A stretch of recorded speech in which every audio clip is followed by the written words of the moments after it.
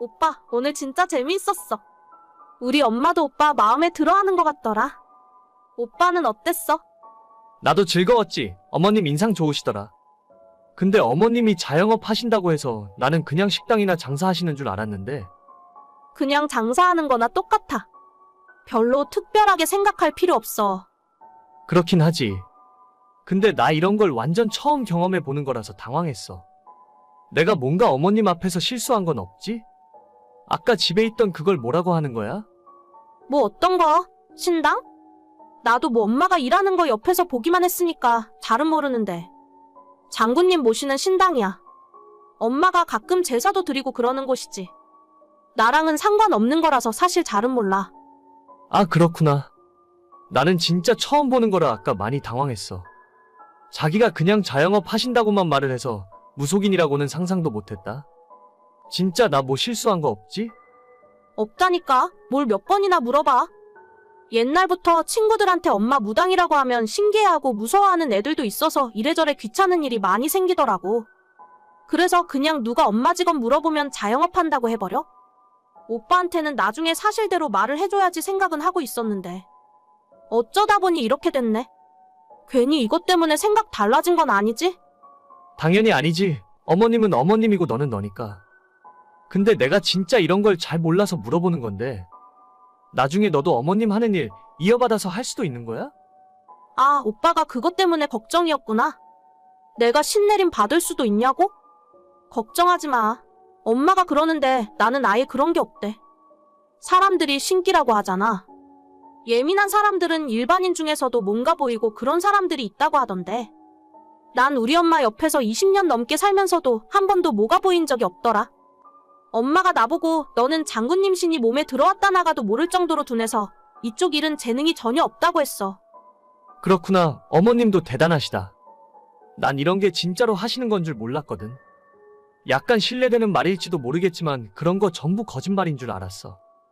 그래, 나도 그런 말 많이 들어. 나야 옛날부터 우리 엄마 옆에서 많이 봤으니까 이해하는데. 모르는 사람은 그렇게 생각할 수도 있다고 봐. 오빠, 집에 도착했어? 이제 거의 다 왔어. 지하철 내렸고 집에 걸어가는 중이야. 그럼 빨리 들어가서 씻고 일찍 자. 오늘 정말 고생 많았어. 알겠어. 내가 내일 다시 연락할게. 저는 2년 전에 만난 여자친구가 있습니다. 올 초부터 결혼 이야기가 나오게 되어 얼마 전에 여자친구의 집으로 인사를 드리러 가게 되었어요. 여자친구는 아버지가 예전부터 계시지 않았고 어머님과 둘이 산다 하더라고요. 별다른 사전 정보 없이 자영업을 하신다고만 들어서 그렇게 알고 있었는데 막상 집에 도착해보니 평범한 가정집이 아니었습니다. 집안에 신당이 있었고 작두를 비롯해서 영화나 드라마 속에서만 보던 물건들이 집안에 잔뜩 있었습니다. 저는 평소에 미신 같은 걸 전혀 믿지 않기 때문에 이런 곳에 한 번도 가본 적이 없었는데 누가 봐도 무속인의 집이라는 걸 한눈에 알 수 있었어요. 생각지도 못했던 상황에 엄청나게 당황을 했지만 막상 여자친구와 어머님은 이런 일에 익숙한 사람들처럼 평범하게 저를 대하셨습니다. 그래서 저도 별일 아니라 생각했고 오히려 편견을 깨는 계기가 되었다고 생각합니다. 제 부모님은 그 이야기를 듣고 조금 걱정을 하긴 했지만 저와 여자친구 관계만 괜찮으면 상관없다 말씀하셨고 얼마 후 양가 부모님들 상견례 약속까지 잡았습니다. 이대로 순조롭게 풀릴 거라 생각했지만 문제는 그 다음에 일어났습니다. 오빠, 내일 1시 예약인 거 알지? 우리 엄마가 내일 만나기 전에 오빠네 부모님 생년월일이랑 시간 좀 알려달래. 오빠 태어난 시간도 좀 알려주고. 생년월일? 그건 갑자기 왜? 엄마가 오빠네 부모님 처음 만나는 건데. 별다른 건 아니고 간단한 사주라도 봐주고 싶으신 것 같아. 아버님 사업하시니까 재물은 그런 것도 좋고. 아, 근데 우리 가족은 점 같은 건 한 번도 본 적이 없는데 부모님도 별로 그런 것에는 관심이 없으셔서. 그냥 재미로 하는 거지 뭐. 내일 부모님들 처음 만나면 서로 어색할 텐데. 그런 이야기라도 하면 좀 편해지지 않겠어? 그런가? 그러고 보니 좀 어색할 것 같기도 하고. 잠깐만 기다려봐. 내가 카톡으로 우리 가족 생일 정리해서 보내줄게. 태어난 시간까지는 잘 모르는데 부모님한테 한번 물어볼게. 아니야, 시간까지 잘 모르면 그냥 날짜만 알려줘. 어차피 재미로 보는 거니까. 상견례를 하기 전부터 저희 식구의 생년월일을 알려달라 하더라고요.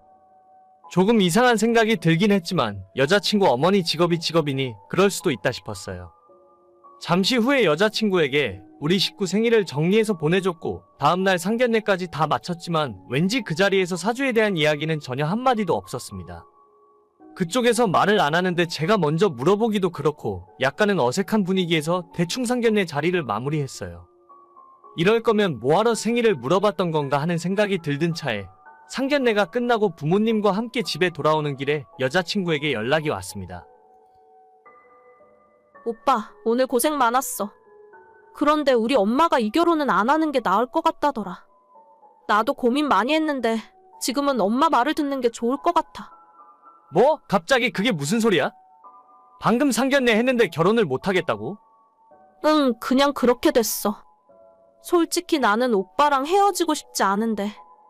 내가 엄마랑 같이 살고 있고 지금도 엄마 도움 많이 받고 있는 상황에서 엄마가 하는 말을 듣는 게 나을 것 같더라고. 갑자기 왜 그러시는데? 저번에 내가 인사드리러 갔을 때까지만 해도 그런 말씀 없으셨잖아.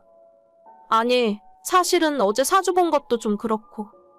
오늘 오빠네 부모님을 우리 엄마가 처음으로 봤잖아. 근데 나랑 너무 안 맞는다고 하시더라. 결혼하면 내가 엄청 불행해지고 인생이 꼬인대. 일단 오빠네 집안 사람들이랑 내가 완전 상극이라더라. 안 맞는데. 그런 게 어딨어? 지금까지 우리 2년 만나면서 말다툼 한번 해본 적 없었잖아. 너랑 나랑 잘 맞는데 그게 무슨 소리야? 그냥 그렇게 됐어. 너무 많은 걸 물어보진 말아줘. 나도 마음이 너무 아파. 근데 어쩌겠어. 우리가 너무 안 맞는다고 하는데 헤어지는 게 맞지. 별다른 이유가 있는 것도 아니고 그냥 어머님이 보시기에 안 맞는다는 게 그 이유야? 대체 뭘 보셨길래 그래? 그걸 말로 설명이 안 돼. 엄마가 모시는 장군님이 보시기에 안 좋다고 말씀을 해주셨겠지. 내가 오빠랑 억지로 결혼하면 엄마가 나랑 인연 끊고 다신 안 보겠다고 하셔. 우리 엄마 한다면 하는 사람이거든. 아, 그럼 어쩔 수 없지. 나도 우리 부모님한테 잘 말씀드릴게. 근데 진짜 이게 맞는 건지 모르겠다. 평생 지금까지 엄마 말만 들으면서 살아왔고. 그래서 한 번도 후회한 적 없었던 것 같아. 이번에도 엄마 말 들을 거야. 그래, 너가 그렇게까지 말하는데 나도 더 이상 뭐라 할 말이 없네. 그냥 여기서 끝내자, 우리. 응, 알겠어. 이해해줘서 고마워. 아참, 오빠. 우리 엄마가 이 말 전해달라 하더라. 오빠 올해 운전 조심해. 차 사고 날 수도 있대. 그리고 여름엔 물 조심하고. 난 수영도 안 하는데 무슨 소리야? 아무튼 그렇다고. 이제 앞으로 연락하지 말자. 잘 지내, 오빠. 상견례 끝나자마자 1시간도 안 되어서 헤어지자 하더라고요. 뭐 세상에 이런 경우가 다 있나 싶고. 그 이유도 제가 듣기에는 너무나 황당했어요. 우리 부모님한테 뭔가 보였다는데 이 사실을 제가 부모님께 설명을 해드리고 결혼도 없던 일이 되었다고 말씀을 드렸더니 그냥 저희 부모님은 웃으시더라고요. 차라리 잘 됐다 생각하라며 괜히 골치 아픈 일에 엮이지 않아서 다행이라 하셨어요. 2년 만난 시간이 아깝긴 하지만 어쩌겠어요. 지금 와서 생각해보니 억지로 결혼을 한다고 해도 저런 사람들과 가족이 된다는 것이 순탄치는 않을 것 같습니다. 잘 끝났다고 생각하려고요. 앞으로 더 좋은 사람 만날 수 있는 액땜 했다 치고 잊어버리겠습니다. 오늘의 사연은 여기까지입니다. 구독과 좋아요, 알람 설정은 많은 힘이 됩니다. 다들 행복하시고 좋은 하루 되세요.